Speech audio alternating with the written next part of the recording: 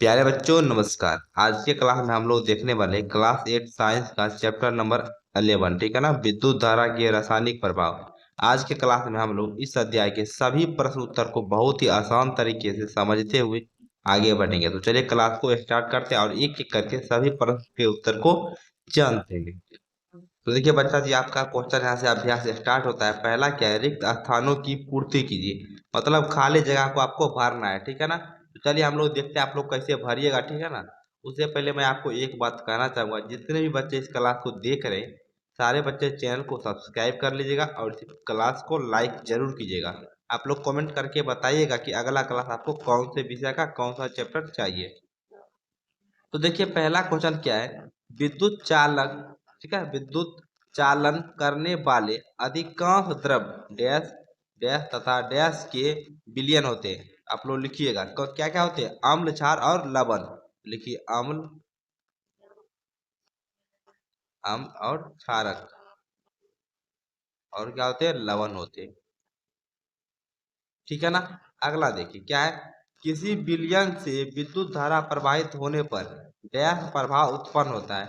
जब किसी विलयन से विद्युत धारा जाता है यानी करंट जाता है, करंट जब प्रवाहित होती है तो डैश प्रभाव उत्पन्न होता है। कौन सा, रासायनिक। क्या लिखेगा, रासायनिक, ठीक है ना बच्चा जी। चलिए अगला क्या है, सी में, यदि कॉपर सल्फेट विलयन से विद्युत धारा प्रवाहित की जाए तो कॉपर बैटरी के डैश टर्मिनल से संयोजित संयोजित प्लेट पर निक्षेपित होता है। तो कौन सा, ऋण टर्मिनल, ठीक है ना। क्या लिखिएगा आप लोग, ऋण, यानी कि निगेटिव होता है, ठीक है ना। चलिए दिख रहा ना आपको। चलिए अगला क्या है, देखिए, विद्युत धारा द्वारा किसी पदार्थ पर वांछित धातु की परत निक्षेपण, ठीक है, निक्षेपित जो करती है यानी कि उसके ऊपर चढ़ाते हैं धातु का परत, वह निक्षेपित करने की प्रक्रिया को डैश कहते हैं। क्या कहते हैं उसको, विद्युत लेपन कहते हैं। क्या कहते हैं बच्चा जी, विद्युत लेपन, लेपन, ठीक है ना। आप लोग लिख लिया विद्युत लेपन। जब किसी धातु के ऊपर हम लोग क्या करते हैं, परत चढ़ाते हैं तो उसको हम लोग क्या कहते हैं, विद्युत लेपन कहते हैं। आप लोग को दिख रहा ना। चलिए ठीक है, हो गया ना सारे बच्चे का पहला क्वेश्चन। अब देखिए अगला क्या आपका 2 नंबर में क्वेश्चन, देखिए ये क्या कर रहा है, जब किसी संपरीक्षित के स्वतंत्र सिरों को किसी विलयन में डुबोते हैं तो चुंबकीय सुई विक्षेपित होती है। क्या आप ऐसा होने के कारण की व्याख्या कर सकते हैं। तो बिल्कुल कर सकते हैं। कैसे, आप लोग लिखिएगा इसके उत्तर को, उसको हम लोग देखते हैं। तो प्यारे बच्चों ने यहाँ पे उत्तर लिख दिया, ठीक है ना, 2 नंबर का। क्या लिखिएगा आप लोग देखिए, ऐसा इसलिए होता है क्योंकि विलयन विद्युत का सुचालक है, ठीक है ना। विद्युत का सुचालक होता है विलयन, ठीक है ना। जब संपरीक्षित के स्वतंत्र सिरों को किसी विलयन में डुबोया जाता है तो विद्युत परिपथ पूरा हो जाता है और विलयन के माध्यम से विद्युत धारा प्रवाहित होने लगती है। देखिए जब संप्रेषित के किसी सिरे को, ठीक है ना, स्वतंत्र जो सिरा रहता है उसको विलयन में देते हैं तो पूरा सर्किट कंप्लीट हो जाता है, ठीक है ना, विद्युत परिपथ पूरा हो जाता है। और इससे क्या होता है, विलयन के माध्यम से विद्युत धारा प्रवाहित होने लगता है। और जैसे ही विद्युत धारा प्रवाहित होता है तो सुई विक्षेपित करेगा, ठीक है ना। इस तरीके से आप लोग समझ गए ना। चलिए अगले प्रश्न की ओर हम लोग बढ़ जाते हैं।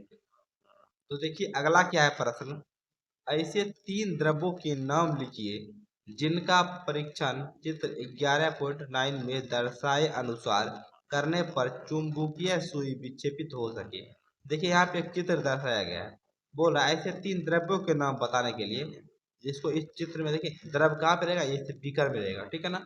बोल रहा है ऐसे कौन से द्रव इसमें डालेंगे कि चुंबकीय सुई विक्षेपित हो जाएगी। इसका मतलब ही यही है कि विद्युत धारा प्रवाहित होना चाहिए, यानी कि सर्किट कंप्लीट करना के कौन सा डालेंगे आप लोग जानते थे। यहाँ पे रिक्त स्थान वाला में हम लोग भरे थे आम्ल, क्षार, लवण। तो इसको आप लोग लिख सकते हैं, हम आपको लिख के दे रहे हैं। देखिए सीधे हम यहाँ पे नाम लिख दिए, सिरका लिख दिए, भूमि का जल लिख दिए, नींबू का रस लिख दिए, क्योंकि अम्ल, क्षार और लवण ही है, ठीक है ना। मतलब इसी में लेंगे। जैसे अम्ल का एग्जाम्पल ले लिए HCl, ठीक है ना। क्षार का एग्जाम्पल ले लिए NaOH। इस तरह से हम लोग क्या करते हैं, NaCl, ये लवण हो गया, ठीक है ना। तो इस तरीके से हम किसी तरह का इसका एग्जाम्पल ले सकते हैं। वहाँ पे हम HCl का विलयन डाल देंगे, NaOH का विलयन डाल देंगे, NaCl का विलयन डाल देंगे। यानी कि अम्ल, क्षार या लवण होना चाहिए। जैसे कि नींबू का रस डालेंगे तो ये क्या है, एक अम्लीय विलयन है। ठीक है, इसी तरीके से हम कुछ भी अम्ल डाल सकते हैं, क्षारक डाल सकते हैं या लवण, इसके कुछ भी चीज हम डाल सकते हैं जो कि अम्ल होना चाहिए या फिर क्षारक हो या फिर लवण हो। समझ गए ना सारे बच्चे? मतलब वैसा विलयन हम देखिए इस बीकर में, आप लोग आ जाइए चित्र पे, तो इस बीकर हम वैसे विलयन को डालेंगे जो या तो अम्लीय हो या तो क्षारीय हो या तो लवण हो। ठीक है ना सारे बच्चों को क्लियर ना? आगे हम लोग बढ़ जाते हैं। अब देखिए 4 में क्या है, चित्र 11.10 यानी कि यहाँ पे दिखाया गया 11.10 में दर्शाई गई व्यवस्था में बल्ब नहीं जलता है। ठीक है ना, मतलब बल्ब जो है वो नहीं जल रहा है। क्या आप संभावित कारणों की सूची बना सकते हैं? अपने उत्तर की व्याख्या कीजिए। तो बोल रहा है कि ये जो फिगर है ना, यहाँ पे ये बल्ब जो है ये जल ही नहीं रहा है। तो कौन कौन ऐसे कारण हो सकते हैं जिसके वजह से ये बल्ब नहीं जल रहा है? ठीक है ना, उसका कारण आपको बताना है। तो आप लोग कैसे लिखिएगा उसको देखिए। तो देखिए बच्चा जी, हम यहाँ पे कारण दे दिए। ठीक है ना, 4 नंबर का कारण दे के लिख दे। पहला कारण क्या है, बल्ब खराब हो सकता है। भाई बल्ब भी खराब होगा तो जलेगा कैसे? तो पहला यही हो सकता है। दूसरा क्या है, बैटरी समाप्त हो, बैटरी समाप्त होगा तो बल्ब नहीं जलेगा। तीसरा क्या है, विलयन आसूत जल हो। ठीक है ना, तो विलयन आसूत जल होगा तो भी नहीं जलेगा क्योंकि विलयन अम्लीय, क्षारीय या फिर लवण होना चाहिए। चौथा क्या है, तार खराब हो सकता है, तारे खराब हो। उसके बाद कनेक्शन ढीला, मतलब कहीं पे थोड़ा सा ढीला, मतलब सटा नहीं हो अच्छे से। मतलब मान लीजिए ये तार है और ये तार है, तो इसमें हल्का सा गैप है ना बीच में, इसी तरीके से सटा नहीं होगा तो बल्ब नहीं जलेगा। तो यही सब कारण हो सकते थे। ठीक है ना, तो हम आपको एक एक करके सारे कारण बता दिए ना, तो आपको आशा करता हूँ ये क्वेश्चन बहुत ही अच्छे से हो गया होगा। अब देखिए अगला प्रश्न आपको दिख रहा होगा 5 नंबर में क्या करा है, ये देखिए क्या है 5 का। दो द्रवों ए तथा बी के विद्युत चालन की जांच करने के लिए एक संप्रेक्षित का प्रयोग किया गया। यह देखिए क्या है, यह देखा गया कि संप्रेक्षित का बल्ब द्रव ए के लिए चमकीली दीप्त हुआ जबकि द्रव बी के लिए अत्यंत धीमा दीप्त हुआ। मतलब जब ए वाला को देखे ना तो वो अधिक दीप्त, मतलब अच्छा से लाइट कर रहा है, बी वाला कम लाइट कर रहा है। आप निष्कर्ष निकाल सकते हैं कि यहाँ पे ऑप्शन दिया गया, आपको यहाँ पे टिक मारना था। हम आपको दिखा रहे क्या क्या ऑप्शन है, आप लोग देखिए अच्छे से। दिख रहा है ना 5 नंबर? चलिए ऑप्शन ए में है द्रव ए द्रव बी से अच्छा चालक है। ऑप्शन बी द्रव बी द्रव ए से अच्छा चालक है। तीसरा क्या है, दोनों द्रव का चालकता समान है। चौथा, द्रवों की चालकता के गुणों की तुलना इस प्रकार नहीं की जा सकती है। तो यहाँ पे जो आपका राइट आंसर है वो हो जाएगा कौन सा ऑप्शन, ऑप्शन नंबर 1। ठीक है ना, यानी कि द्रव ए जो है द्रव बी से अच्छा चालक है। तो ऑप्शन नंबर 1 आप लोग मार लीजिएगा। ठीक है ना, ऑप्शन नंबर 1 आपका राइट हो जाएगा क्योंकि इसमें जब हम डालें तो ये अच्छा से दीप्त हो रहा है। इसका मतलब क्या हुआ, ये अधिक चालक है। ठीक है ना, अधिक विद्युत को प्रवाहित होने देता है, तेजी से होने देता है। ठीक है ना, समझ गए सारे बच्चे? अगला प्रश्न पे आप लोग आ जाइए, क्या कर रहा है 6 में। क्या शुद्ध जल विद्युत का चालन करता है? यदि नहीं तो इसके चालक बनाने के लिए हम क्या कर सकते हैं? बोला कि शुद्ध जल है वो विद्युत का चालक करता है। अगर नहीं करता है तो हम इसको चालक कैसे बनाएंगे? तो शुद्ध जल जो होता है वो विद्युत का चालक नहीं करता। आप लोग जानते हो इसमें हम लोग नमक मिलाते हैं। तो आप लोग उत्तर कैसे लिखिएगा वो देखिए आप लोग। तो हम यहाँ पे उत्तर लिख दिए, लिखिएगा क्या आप लोग, दिख रहा है ना अच्छे से? लिखिएगा नहीं, इसे चालक बनाने के लिए इसमें नमक सिरका को मिला सकते हैं, अर्थात इसे अम्लीय या क्षारीय बनाना होगा। ठीक है ना, तो हम इस ये जो विद्युत शुद्ध जल है वो विद्युत धारा का चालक नहीं करता है। इसको चालक बनाना है तो हम उसको अम्लीय कर देंगे या फिर क्षारीय कर देंगे, जिससे वो विद्युत धारा का चालक या फिर विद्युत धारा को एक जगह से दूसरी जगह जाने देगा, यानी कि चालक बन जाएगा। ठीक है ना, चलिए अब हम लोग क्या करते हैं, आगे बढ़ते हैं। अब देखिए 7 नंबर क्या है क्वेश्चन। आग लगने के समय फायरमैन पानी के हौज यानी कि पाइप का उपयोग करने से पहले उस क्षेत्र की मुख्य विद्युत आपूर्ति को बंद कर देते हैं। जब आग लगता है तो उसको जब बंद किया जाता है, आग को बुझाया जाता है, तो विद्युत आपूर्ति को बंद कर दिया जाता है। ठीक है ना, व्याख्या कीजिए कि वे ऐसा क्यों करते हैं। आपको बताना है कि उसका कारण बताना कि वे ऐसा क्यों करते हैं, आखिरकार क्या इसके पीछे का वजह है। तो उत्तर आप लोग लिखिएगा। तो देखिए हम उत्तर लिख दिया, आप लोग अच्छे से समझिए। ठीक से दिख रहा है ना आपको? ये देखिए क्या लिखेगा, वे ऐसा इसलिए करते हैं क्योंकि जल में लवण का मात्रा पाया जाता है। देखिए नॉर्मल अगर हम जल लेते तो उसमें लवण का मात्रा पाया जाता है, ठीक है, जो विद्युत का सुचालक होता है। इससे शॉर्ट सर्किट हो सकता है तथा लोगों की जान की क्षति हो सकती है।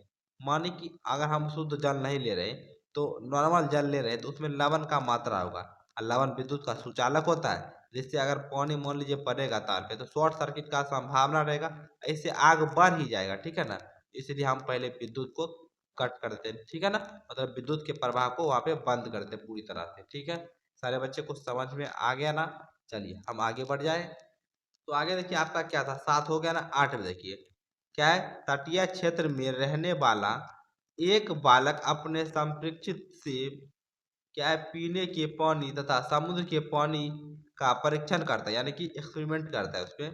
यह देखता है कि समुद्र के पानी के लिए चुंबकीय सुई अधिक विक्षेपित, मतलब विक्षेपण दर्शाता है, मतलब अधिक डिफ्लेक्शन होता है उसमें, ठीक है ना। क्या आप इसके कारण की व्याख्या कर सकते हैं? बिल्कुल कर सकते हैं, क्योंकि समुद्र के पानी में अधिक नमक होगा, ठीक है ना, वो अधिक लवणीय होगा, ठीक है। इसका कारण आप लोग कैसे लिखिएगा वो देखिए आप लोग। तो प्यारे बच्चों, हम यहाँ पे उत्तर लिख दिया, आप लोग समझ लीजिए एक बार, ठीक है ना, अच्छे से। चलिए सारे बच्चों को दिख रहा है ना, आ जाइए। चलिए ठीक है, समझा देते हैं आप लोग को।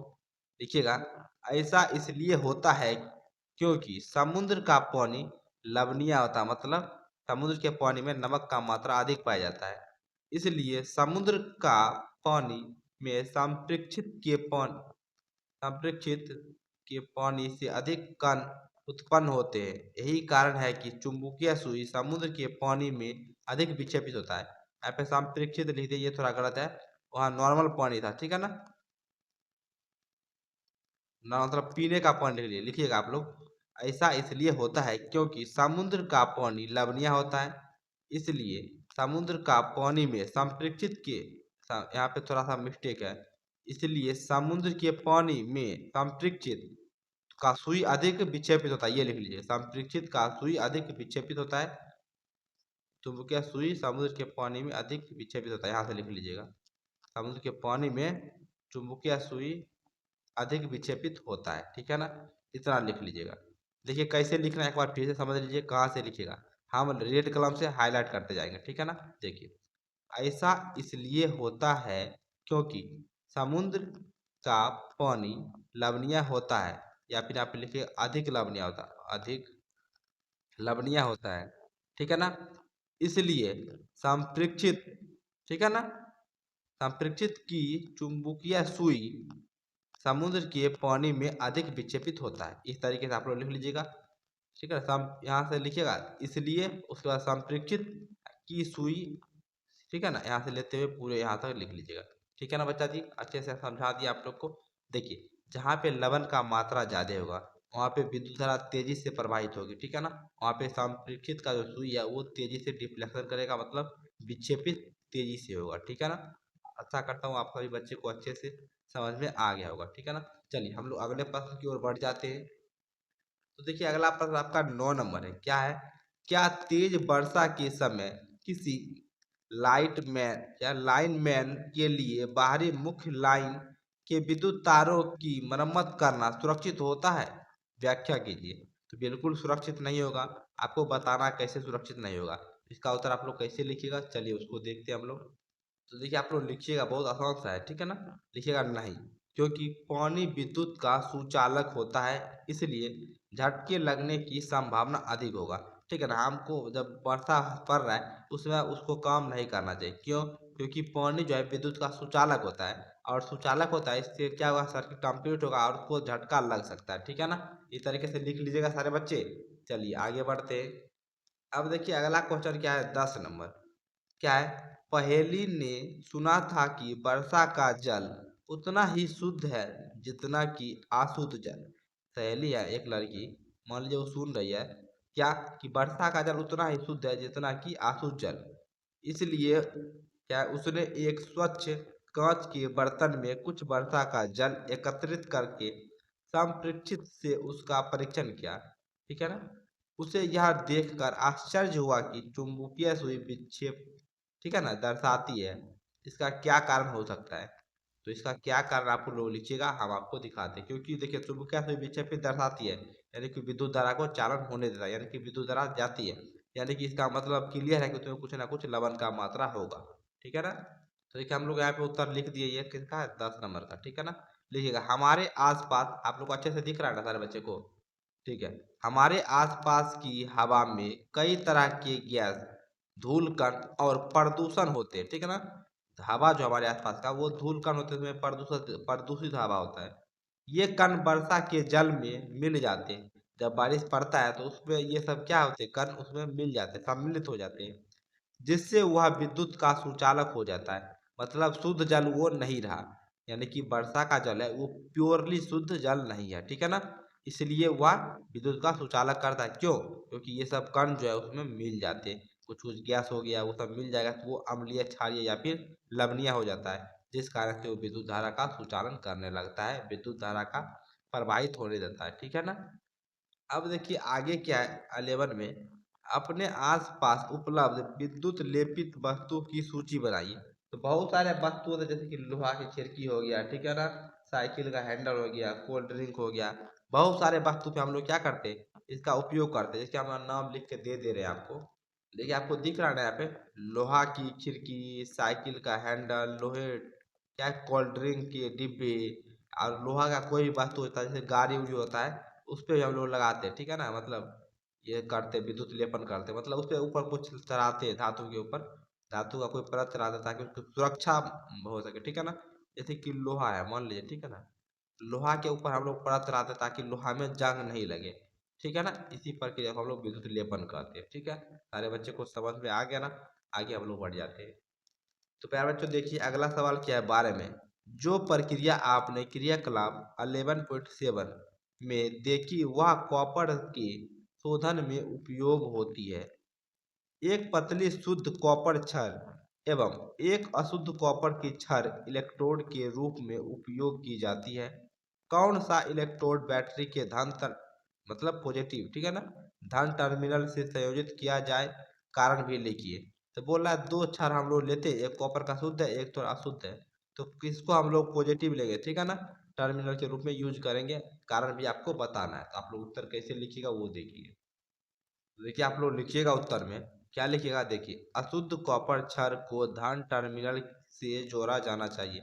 जो अशुद्ध था कॉपर का छड़ उसको हम लोग क्या पॉजिटिव टर्मिनल से जोड़ेंगे।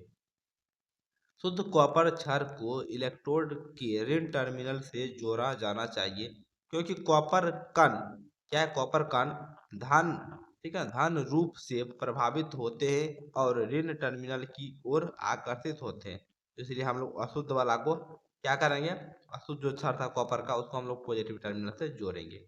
ठीक है ना। कारण भी हम लोग यहाँ पे दे दिए, तो आप लोग इसको आसानी से नोट कर सकते हैं। और बहुत ही छोटा सा उत्तर है, आप लोग को समझ में भी आ गया होगा। ठीक है ना।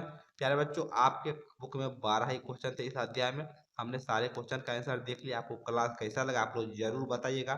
एक बात मैं बताना चाहूँगा कि मेरे एप्लीकेशन का लिंक आपको डिस्क्रिप्शन बॉक्स में लिखा होगा, माई ऐप।